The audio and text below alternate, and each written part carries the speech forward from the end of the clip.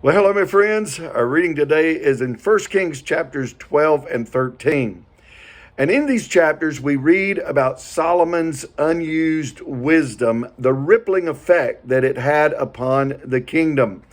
In fact, after Solomon's death, the kingdom actually split, and his son Rehoboam took the southern tribes we know as Judah, that is the tribe of Benjamin and Judah, and one of Solomon's servants, when he was living, Jeroboam, took the northern kingdom, the other 10 tribes. Well, Jeroboam was in such a state that he did not want the people of Israel going and worshiping in Jerusalem. So he set up a false religion. I think in chapter 12, verse 33, it explains it best. He said he went up to the altar that he had made in Bethel on the 15th day of the 8th month, in the month that he had, and here's the key, he had devised from his own heart.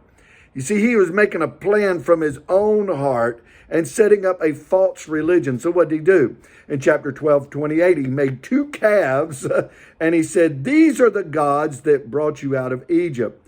In verse 29, he put them in two places for them to go and worship. One was in Bethel, which that means the house of God.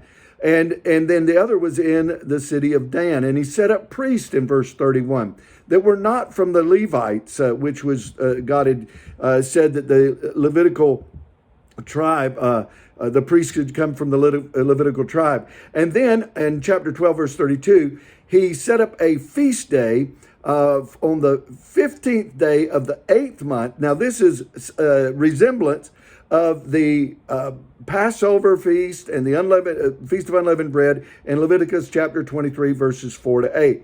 And so we see that what he had done is he had set up a false religion. And I think about today in our culture that there's so many false religions in our world today.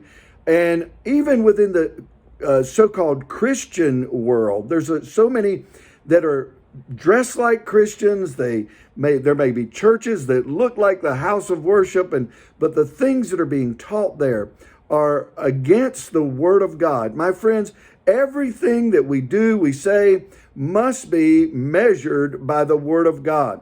Because there's a lot of false religions out in our world today. There's a lot of voices saying this is the way, that is the way. And so we've got to be very careful not to fall into the trap of religion. We've got to stick to what the Word of God says. So I encourage you today, measure everything that you hear by the Word of God. Well, God bless you. Have a wonderful day. We'll see you again tomorrow. Bye-bye.